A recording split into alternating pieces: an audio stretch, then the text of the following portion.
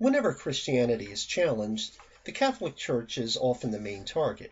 After all, if the truth about Christianity had been suppressed, there would be no more likely culprit than the succession of Roman pontiffs and their agents. For many who despise Christianity, the Church of Rome is Christianity and the enemy of all truth. This villainous role, it is interesting to note, parallels that given to Catholicism by Protestants during and after the Reformation, who saw Catholic hegemony as Christianity's Babylonian captivity under a paganized church.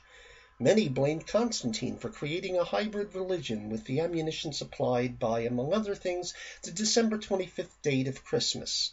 The only disagreement was whether, for example, Christmas now represented a paganized Christianity or the Christianization of a formerly pagan holiday. One common form of anti-Catholic rhetoric of the day linked Catholicism to ancient pagan religions. Books touting this thesis became a fundamentalist staple, with Alexander Hislop's Two Babylons claiming that Catholicism was a copy of the ancient Babylonian worship of Nimrod. While no historian takes Hislop's accusation seriously, his claims are taken at face value among fans of Jack Chick tracts. A related claim posits a succession of real Christians who were just like us, with the us dependent upon who's making the claim at the moment. The lineage is constructed from groups who were considered enemies of the Catholic Church, but had nothing in common with each other, much less with the group looking upon them as ancestors. A residual effect of this ecclesial warfare is that some Christian critics of Zeitgeist promote an equally distorted view of church history. By not understanding the connection between their own critique of Catholicism and Zeitgeist's critique of Christianity, they often fall back on a defense of, yes, but that only applies to the Catholics. Such qualifications convince no one on the other side and fails as a defense no matter what one thinks of the Catholic Church. Returning now to our historical overview, the growing skepticism of the early Enlightenment played a role in linking Christianity and paganism, but the interpretation was entirely different than what happened with Hermetism. For example, it was one thing for the Hermetists to argue Christianity was the fulfillment of earlier hopes seen by the wisest of pagan sages. It was something else entirely for rationalists to argue Christianity was just one more pagan religion. While accepting the alleged parallels between Christian and pagan ideas claimed by the Renaissance Magi, Enlightenment skeptics saw it as an indictment of Christianity rather than a rehabilitation of paganism. While they agreed with Christians that ancient paganism was nothing more than baseless superstition, they saw Christianity as just more of the same. Thus, it was their perspective that was revolutionary rather than their basic assertions. It should come as no surprise, thus, that the pieces of astrotheology alluded to thus far finally came together in France during the period leading up to the French Revolution. The era's mood was a perfect breeding ground for radical ideas on the origins of Christianity. Some were already circulating among skeptics, Freemasons, and esoteric thinkers. All that was needed was for the pieces to be assembled. The first shot fired, in what soon would become a barrage, was the 1786 publication of The Religion of the Ancient Greeks by Leclerc de Sepchen. In this book, the author offered a theory of religious history, whose broad outlines echoed themes prevalent since Renaissance Hermetism. He claimed the zodiac and ancient mysteries first appeared in Egypt, or imported to Greece. He even proposed they were imported by Orpheus, and were adapted by Christians in the sacraments and Jews in the Kabbalah. Thus, even as the Enlightenment was entering its height, the conventional wisdom on the origins of religion still reflected the wild speculations of the Renaissance. Jean-Sylvain Bailly, a French astronomer with connections to Freemasonry, had his own take on the origins of religion. He argued a great agricultural civilization once existed in Siberia and was the basis for the legends of Atlantis. This culture, Bailey argued, had an advanced knowledge of astronomy and used allegory to communicate these ideas. After the civilization collapsed, its nature allegories degenerated into religious mysteries that are the source of ancient pagan religions as well as Judaism and Christianity.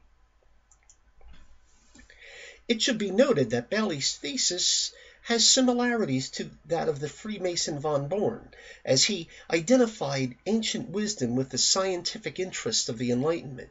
For Bailey, the true lost wisdom had nature rather than deities as its object of reverence, and thus represented a period of enlightenment, while religion, as known at the time, was a corruption of this wisdom.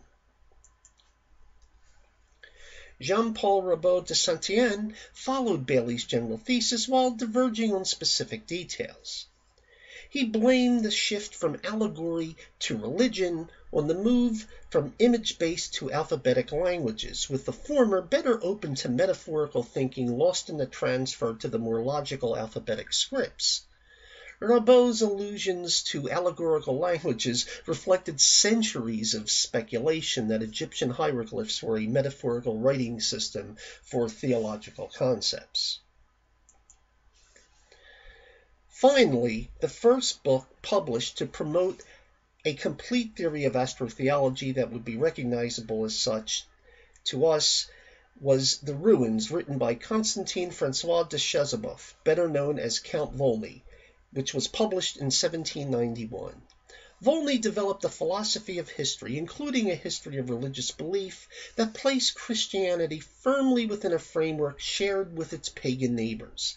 A masterful propagandist, he drew both praise and anger, but rarely boredom.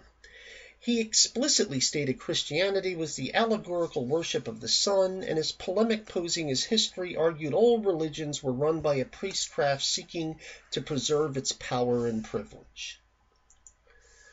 While Volney's work was published first, the definitive exposition of astrotheology in this early period was the 1795 release of The Origin of All Religious Worship by Charles François Dupuy. Dupuy was the first to develop a full astrotheological system in lectures he gave to the French Academy of Sciences in 1778. Both Rabaud and Volney acknowledged Dupuy as an inspiration for their own work. His book detailed a theory of religious development with Christianity as an astrological metaphor, describing the sun's yearly travels through the zodiac. If France were the initial home of astrotheology, its strong relationship with America at the time spread these ideas among some of the American intelligentsia. Count Volney had a contact with a number of the Founding Fathers and certainly would have discussed these issues with them. It must be remembered, however, that America's intellectuals might entertain such discussions without agreeing with the suggested outcomes.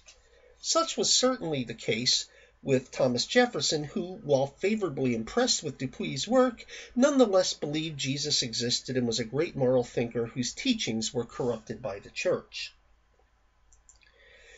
Thomas Paine, on the other hand, was a far more radical critic of the Christian faith. In Age of Reason, he denied most of the biblical witness while still considering the existence of Jesus, who had been crucified by the Romans, within the realm of possibility.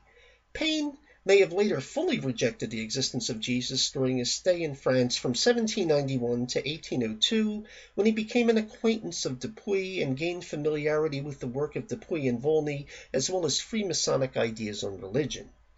In an incomplete manuscript not published during his lifetime, he wrote that the Freemasons descended from ancient Druidic practices, and Christianity was a mere parody of the same ancient sun worship. There were also allusions to an ancient philosophical religion that Paine credits to the Druids and claimed that from which all current religions were corruptions. By this point, he may have discounted the existence of Jesus, but that specific question is not directly addressed. While centuries of previous religious speculation clearly influenced Paine, his role for the Druids was a novelty and likely reflects William Stukeley's now discredited but then popular thesis that Stonehenge was a Druidic structure. As one might expect, critics of astrotheology were not in short supply, and just as today, the quality of responses varied greatly. While a number of these refutations began exposing obvious fallacies inherent in the system, the greatest problems would not become evident until in the future, when we had a better picture of the ancient world. Thus, the system might have had enough impetus to withstand most criticism of the day, but the one thing it could not withstand was well-executed satire. This appeared in the form of the Grand Erratum by the mathematician Jean-Baptiste Perez. Perez mimicked Dupuy and Volney's style of argumentation and managed to prove, among other absurdities, that Napoleon Bonaparte was a solar deity who never existed. Suddenly it became painfully obvious how contrived it all was, and Perez's mockery had the same effect on astrotheology as Casaubon's scholarly precision had on Hermetism centuries earlier. It is interesting to note the style of argumentation Perez skewered is easily recognized among many of today's Zeitgeist supporters. Unlike astrotheology, Perez's biting wit still stands after close to 2 centuries. While the problem of depending upon books from the Napoleonic era should be obvious enough, some Zeitgeist supporters counter that Dupuy, Volney, and Paine were brilliant men of their day. Well, this is certainly true, but their day is long since past.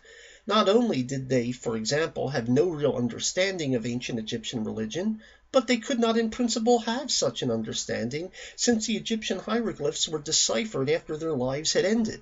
The truth is that they merely expanded upon mistaken Renaissance assumptions and speculations from centuries earlier. While astrotheology was no longer a contender among serious authors, popular authors were more than willing to pick up the slack, particularly those with esoteric or just anti-Christian sympathies. It is at this point that the writing on astrotheology begins its descent from the serious to the silly.